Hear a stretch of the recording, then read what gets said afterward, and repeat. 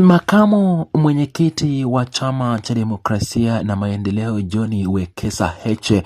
ameibua tuhuma nzito akifichua uwepo wa wizi wa zaidi ya shilingi trilioni 1.2 katika sekta ya ununuzi wa mafuta nchini Tanzania. Akizungumza wakati wa mkutano wa wazee mkoani kwake tarehe 17 Julai mwaka huu na baadaye kusisitiza ujumbe huo kupitia ukurasa wake wa mtandao wa kijamii wa X tarehe 18 Julai, makamu mwenyekiti wa Chama cha Demokrasia na Maendeleo John Heche ameeleza kuwa kuna mchezo unaofanywa na familia ya viongozi serikalini kupitia makampuni ya ununuzi wa mafuta kule Dubai ambao unasababisha maisha ya Watanzania wengi kuzidi kuwa magumu na bei za bidhaa kupanda kwa kasi.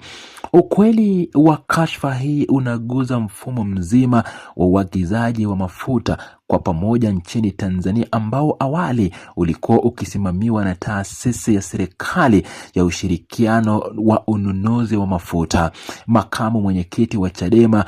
John Heche amebainisha kuwa kuanzia mwezi wa pili mwaka huu mchakato huo ulibadilishwa na kuhamasishwa na kuhamishiwa serikali ama shirika la maendeleo la Petroleum Tanzania. Badala ya shirika hilo kutangaza tenda ya ushiriki na ushindani ili kupata bei nafuu kwa wananchi, liliondoa mamlaka ya ununuzi wa mafuta kwa pamoja na kuipatia mkataba kampuni ya Vitol kupitia kampuni iliyosajiliwa kule Dubai kwa njia la Namaro tarehe 17 mwaka jana. Tofauti ya bei ya ununuzi wa mafuta kati ya Tanzania na nchi jirani za Afrika Mashariki inaonyesha uwepo wa pengo kubwa la kifedha linalogharimu uchumi wa Tanzania. Makamu mwenyekiti wa Chama cha Demokrasia na Maendeleo John Heche ameweka wazi takwimu zinazodhihirisha kuwa kampuni hiyo ya Vitol inauzia nchi ya Uganda mafuta kwa dola 100 za Marekani au dola 35 moja metric, huko nchi ya Msumbiji ikiuziwa kwa dola 90 kwa tani moja. Katika hali ya kushangaza, takwimu rasmi za serikali zinaonyesha kuwa Tanzania inalipishwa kati ya dola 200 na dola 260 kwa tani moja ya mafuta kutoka kwa muuzaji huyo anayetumia bandari ya Dar es Salaam. Mabadiliko haya ya bei yanamaanisha kuwa Tanzania inashuhudia gharama za juu zaidi za uagizaji wa mafuta ikilinganishwa na majirani yake ama majirani zake wanaotumia miundombinu ile ya usafirishaji.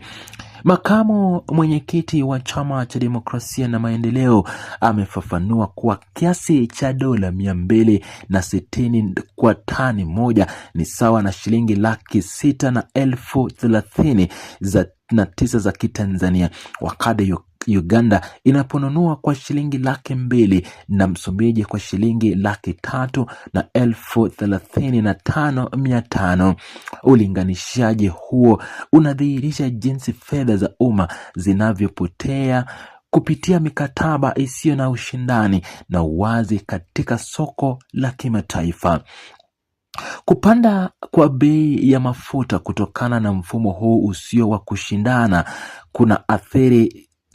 athari za moja kwa moja na za haraka kwa maisha ya kila siku ya raia wa kawaida. Makamu mwenyekiti wa Chama cha Demokrasia na Maendeleo ameeleza kuwa gharama za usafirishaji na nauli zinapopanda, bei za bidhaa zote za chakula kama mchele na sukari nazo zinapanda sokoni. Hali hii inasababisha maisha ya wananchi masikini kuwa magumu zaidi, kwani kipato chao kinabaki pale pale wakati gharama za maisha, nauli za usafiri na ada za shule zikizidi kuongezeka bila udhibiti wa kiserikali. Mkakati wa kisiasa wa kutumia kashfa binafsi ili kufunika hoja za msingi za kiuchumi umeanzishwa na baadhi ya watu wanaotumwa kupiga kelele dhidi ya wakosoaji wa serikali. Makamu mwenyekiti John Heche amesisitiza kuwa atageuka nyuma wala kupoteza muda kujibu kashfa za kutungwa zinazoelekezwa kwake ili kumtoa kwenye ajenda kuu ya kupigania rasilimali za Tanzania. Amebainisha kuwa mashambulizi ya maneno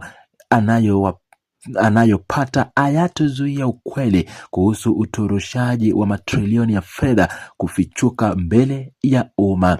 Taarifa za hivi karibuni kutoka sekta ya nishati zinazoeleza kuwa nchi ina akiba ya mafuta ya kutosha kwa miezi mitatu haziondoi ukweli wa hasara inayopatikana katika kila shehena inayoingia nchini. Makamu mwenyekiti wa Chama cha Demokrasia na Maendeleo John Heche akimrejelea katibu mkuu wa Wizara wa Nishati Felchesmi Mramba kuhusu uwepo wa akiba hiyo, amewataka Watanzania kutokubali wizi huu uendelee. Amebainisha kuwa ukimya wa wananchi na waandishi wa habari mbele ya nyaraka za kiserikali zinazochomolewa na kuonyesha ufisadi wa kiwango hiki utazidi kuziweka familia chache katika ukwazi mkubwa huku taifa likitaabika. Taasisi ya ununuzi wa mafuta kwa pamoja ambayo iliundwa ili kulinda nchi dhidi ya bei za kuruka za soko la duniani imezuiwa kutekeleza wajibu wake wa kisheria wa kushindanisha makampuni. Makamu mwenyekiti wa Chama cha Maendeleo amekumbusha historia ya miundombinu ya mafuta nchini, akieleza kuwa tangu miaka ya 70 wakati wa utawala wa Mwalimu Julius Kambarage Nyerere, taifa lilijenga matengi makubwa ya kuhifadhi mafuta ili kuwa na akiba wakati wa dharura na kulinda bei za dunia. Kuondoa mfumo wa ushindani na kukabidhi mchakato huo kwa shirika la maendeleo ya petroli Tanzania bila sabuni za wazi ni kinyume na misingi ya ulinzi wa uchumi wa umma. Amesema kuwa changamoto zilizopo kwenye masoko ya kimataifa kama vile migogoro ya Middle East au vita vya Iran paswi kutumiwa kama kizingizio cha kubandisha bei kwa kiwango kinachoonekana nchini Tanzania pekee. Makamu mwenyekiti huyo amefafanua kuwa iwapo nchi jirani zinazonunua mafuta kutoka kwa msambazaji huyo wa kimataifa zinapata bei ya chini ya dola 100, hakuna sababu ya kisheria au kiuchumi inayoelezea kwa nini Tanzania ilipe zaidi ya dola 290 kwa tani moja. Tukio hili limeibua mijadala mipana katika jamii na mitandao ya kijamii, ambapo raia wanahoji ufanisi wa vyombo vya udhibiti na uwajibikaji wa viongozi wa sekta ya nishati. Makamu mwenyekiti wa Chama cha Demokrasia na Maendeleo John Heche amewataka waandishi wa habari nchini kutekeleza wajibu wao wa kizalendo wa kuchimba na kuandika ukweli kuhusu mikataba